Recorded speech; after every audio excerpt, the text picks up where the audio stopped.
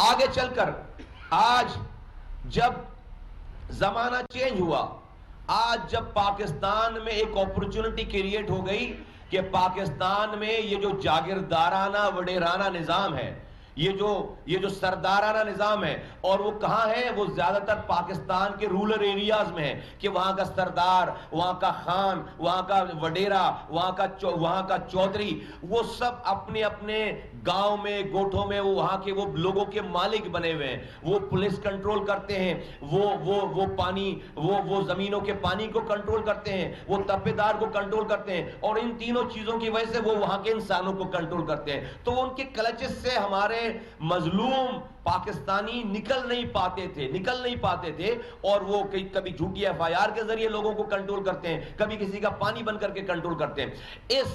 اس تباہی بربادی کے اگینسٹ، کے کانٹریری، اس کے برعکس ایک سلور لائننگ، ایک موقع پاکستان کو ملا تھا کہ جب یہ اربنائزیشن شروع ہو گئی، جب پچھلے 50 سالوں میں لوگ دیہاتوں سے شفٹ ہو کر شہروں میں آنے لگے، دنیا میں ایسا ہونے لگا، اور پھر پاکستان میں بہت تیزی سے ہونے لگا. ہم جب اسکول پڑھتے تھے تو ہمیں پڑھایا جاتا تھا کہ پاکستان کی 80% آبادی دیہاتوں میں رہتی ہے، 20% آبادی جو ہے وہ شہروں میں رہتی ہے.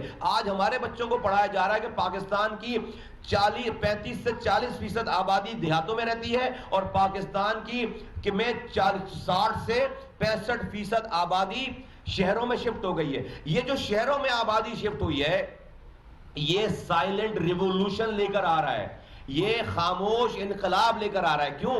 کیونکہ جب شہروں میں لوگ شفٹ ہو گئے، گاؤں سے شہروں میں شفٹ ہو گئے، تو وہ اس جاگیردار کے چنگل سے باہر آ گئے، وہ وڈیرے کے چنگل سے باہر آ گئے. اب وہ یہاں پر اس کی کوئی جھوٹی FIR نہیں کر سکتی، یہاں پر اس کے اوپر بھینس چوری کا مقدمہ نہیں بن سکتا، یہاں پر اس کی فیملی کو اپنی نجی جیلوں میں کوئی نہیں رکھ سکتا.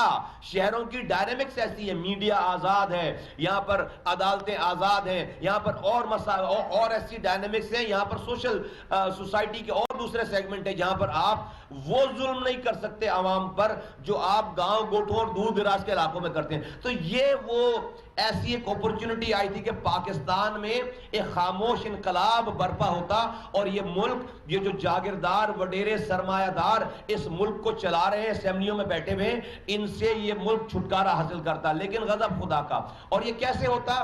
جب آپ اپنی آبادی کو جو جہاں ہے وہاں اگر اس آبادی کو ایمانداری سے گن لیتے، اگر آپ اپنی سینسس کو ایمانداری سے گن لیتے، تو جو جہاں آ گیا تھا وہاں پر اسے گن لیتے اور اسی حساب سے آپ سیٹیں ایلوکیٹ کرتے، تو پاکستان میں ایک پیراڈائم شفٹ ہو جاتی. سارے یہ جو پاکستان میں جو حکمران رولر ایریا سے آتا ہے، یہ پاکستان میں حکمران پھر شہری ایریا سے آنا شروع ہو جاتا.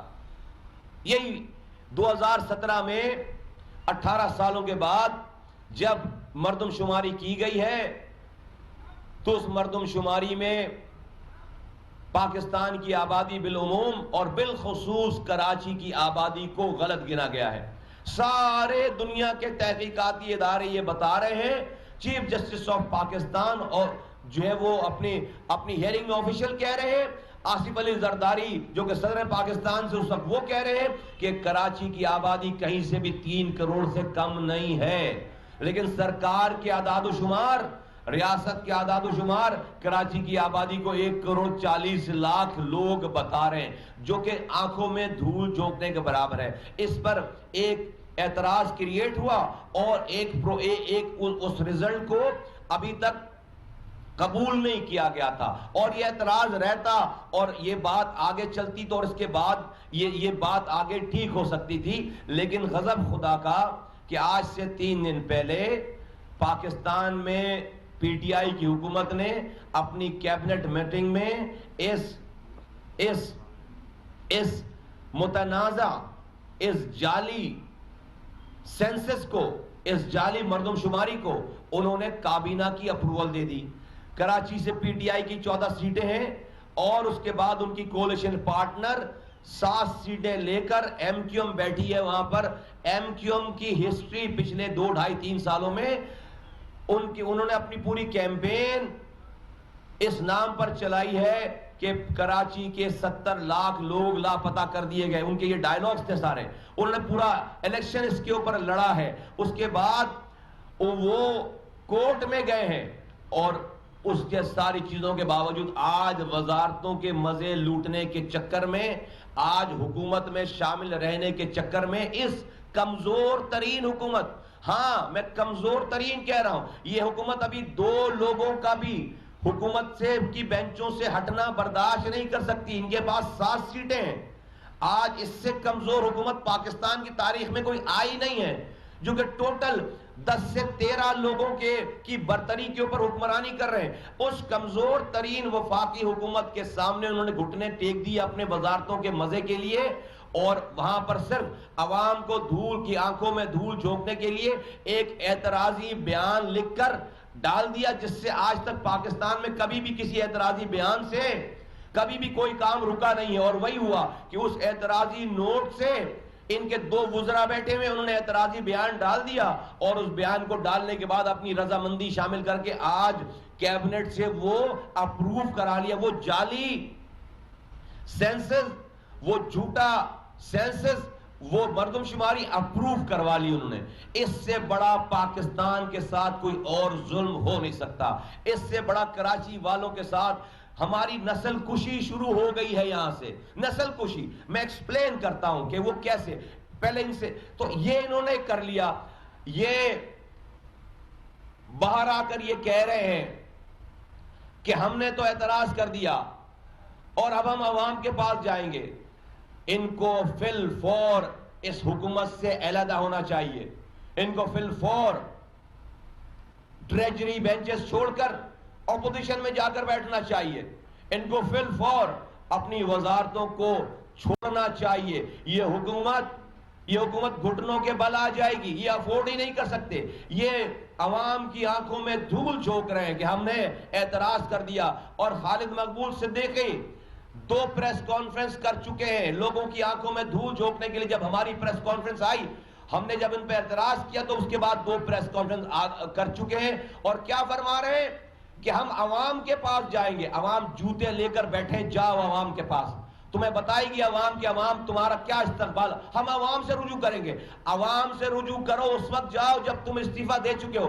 تم وزارتوں پہ رہ کر تم عوام کے پاس جاؤ گے. عوام نے کے پاس تم گئے تھے، تمہیں جیسے بھی ووٹ مل گئے، تمہیں عوام نے اسی مردم شماری کو صحیح کرنے کی وجہ سے کروانے کے وعدے پر تمہیں جو بھی 4-5 سیٹیں دی ہیں، اس کے بعد تم اب کہتے ہو عوام کے پاس جاؤ گے. میں بتاتا ہوں کہ یہ کبھی بھی حکومت نہیں چھوڑیں گے. کیوں نہیں چھوڑیں گے؟ خالد مقبول صدیقی صاحب کا نام اس GIT میں ہے جو را کے ایجنٹ پکڑے گئے ہیں. انہوں نے خود بتایا کہ ہمیں انڈیا لے جا کر را کے کیمپ میں بیٹھانے والا شخص خالد مقبول صدیقی ہے، جو کہ MKM پاکستان کا سربراہ ہے. وہ جو را کے ایجنٹ پکڑے گئے، وفاق کا فیڈرل منسٹر، فورن منسٹر اور DGISPR پریس کانفرنس کر کے بتا رہے ہیں کہ ہم نے یہ را کے ایجنٹ پکڑ لیے، بڑی کامیابی ہم نے ہمارے پاس ہے. آڈیوز دکھا رہے ہیں، ویڈیوز دکھا رہے ہیں، اور اس کو بتا رہے ہیں کہ ریاست میں کس طرح سے انڈیا انوالو ہے. تو را کے فوٹ سولجرز کو تو آپ ٹی وی پہ دکھا رہے ہیں.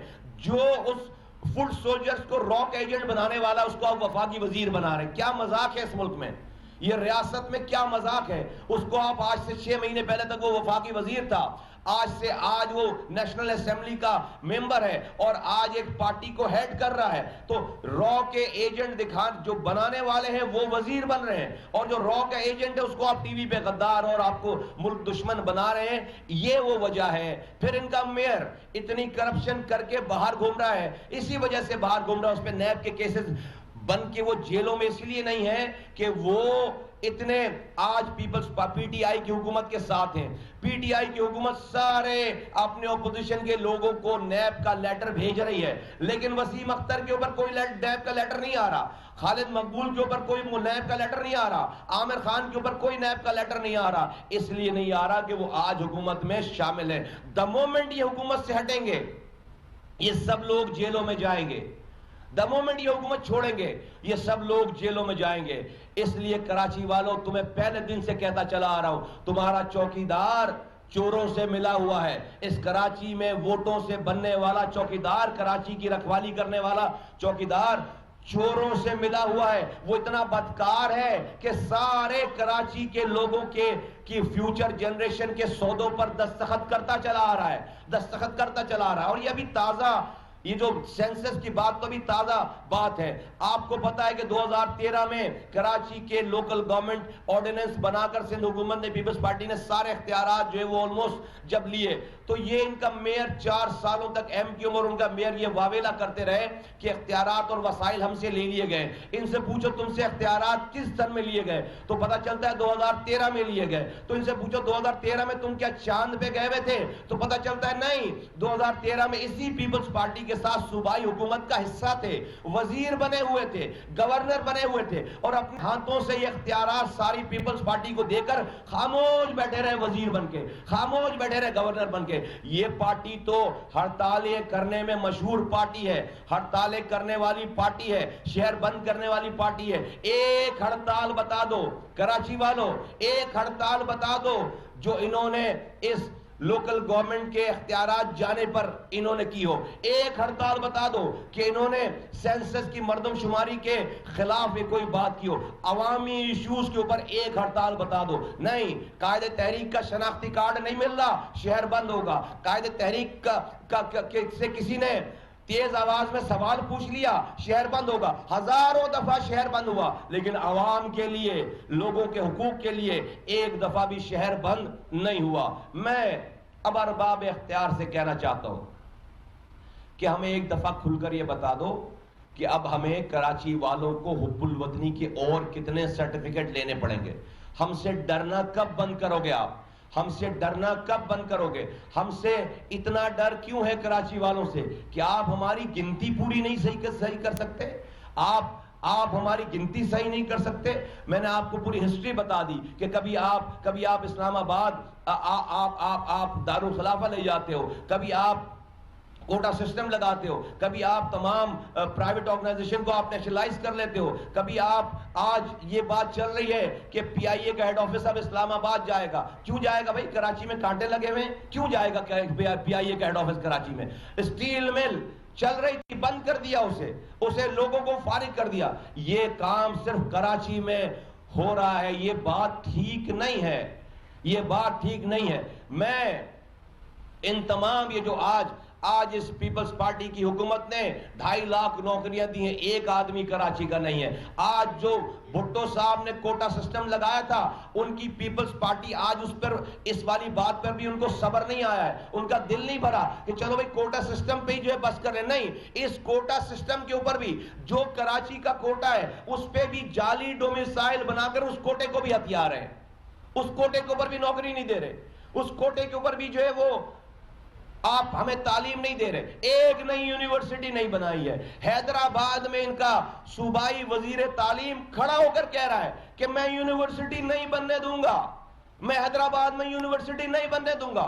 غضب خدا کا کسی دنیا کے ملک میں ایسا ہوتا ہے. ان کے ایجوکیشن کے ڈپارٹمنٹ کے ابھی 2020 کے ایڈ میں یہ لکھا ہوا ہے کہ جو اس میں جب یہ اشتہار دے رہے ہیں کہ اسکالرشپ کے لیے لوگوں کی اسکالرشپ کے لیے اسٹوڈنٹس کو مدعو کیا جاتا ہے, اس میں صاف لکھا ہوا ہے کہ کراچی اور حیدرآباد کے ڈومیسائل رکھنے والے اسکالرشپ کے لیے رجوع نہ کریں, وہ زحمت نہ کریں. کیوں بھائی؟ کراچی حیدرآباد کے جو نوجوان ہیں وہ پاکستان کا حصہ نہیں ہے.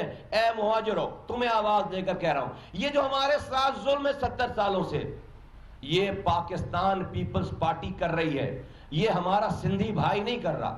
بہت واضح طور پر تمہیں سمجھنے کی ضرورت ہے. یہ سندھی نہیں کر رہا, یہ پاکستان پیپلز پارٹی کر رہی ہے.